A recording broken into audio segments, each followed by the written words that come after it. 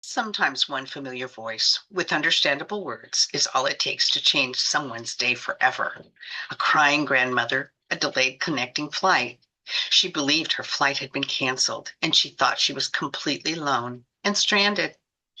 Then a miracle walked up to help. What happened next restored everyone's faith. It was sharing cookies and juice boxes and stories and laughter. At first, everyone thought she was just another upset traveler.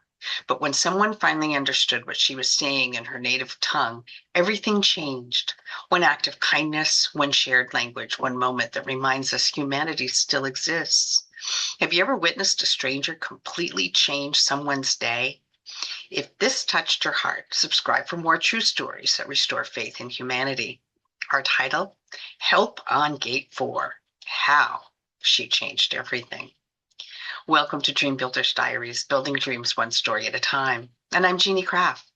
And here at Dream Builders Diaries, we dive deep into the personal stories of entrepreneurs, artists, innovators, and everyday visionaries just like you.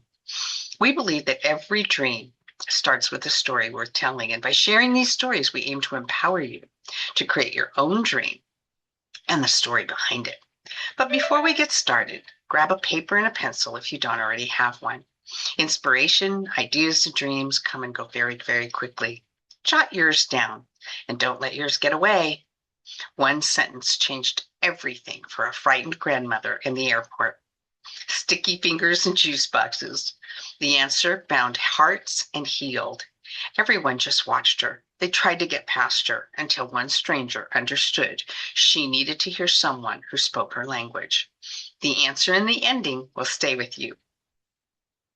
Saturday marked the 15th month marker of our journey as tag-along grandparents. We've enjoyed our travels, and sometime soon I need to tally how many miles we have actually traversed. That is before we tack on another great number. We are on our way to many other adventures. As you know, if you've traveled through any airport recently, the journey can be scary, exciting, and a learning experience always, but always exhausting, or maybe all of the above. So here is a diary I had sent to me a couple of years ago. It's timely for two reasons. First, we celebrate that our family is strong and in a bubble of safety as we travel.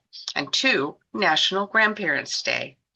My friend shares, I was wandering around the Albuquerque airport terminal after learning my flight had been delayed for 4 more hours.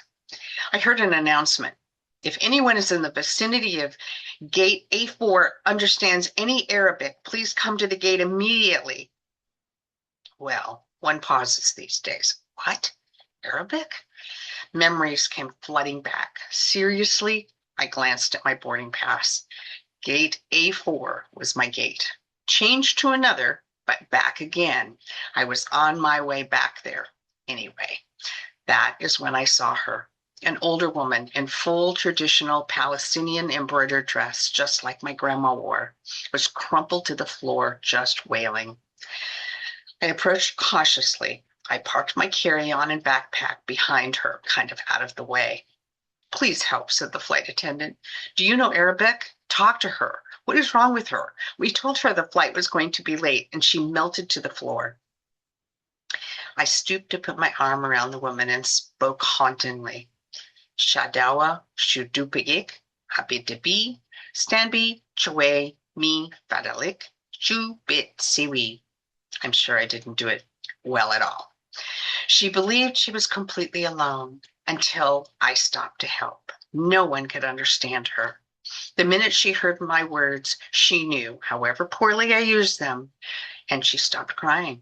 She thought her flight had been canceled. She immediately explained. She started speaking in Arabic about 5 times more rapidly than I had ever thought I could hear, and certainly more fast than I could ever understand. I got her to slow down, and though the flight had been, she thought the flight had been canceled entirely, and she explained that she needed to be in El Paso for major medical treatment the next day. I said, no, we're fine. You'll get there. It's just a little bit later. Who's picking you up? Let's call them. It's my son, she said. She fumbled in her purse for her cell phone. His face was her screensaver. He was with 2 other handsome men, arms around each other, obviously men who cared about each other. We called her son. I spoke to him in English. Thank goodness. I told him I would stay with his mother until we got onto the plane. I wondered if I should change my seat to share the plane ride next to her. She talked to him too. This sweet mom wanted to call all of her sons, so we called her other two sons just for the fun of it. They happened to be the boys on the screensaver. Then we called my dad, and he and she spoke for quite a while in their native tongue. Who knew? We found out, of course, that they had at least 10 shared friends or more. Then I thought, just for the heck of it, why not call some Palestinian poets I knew and let them chat with her? This took up over 2 hours. She was laughing a lot by then, and actually, we all were, telling me about her life and patting my knee and answering my questions.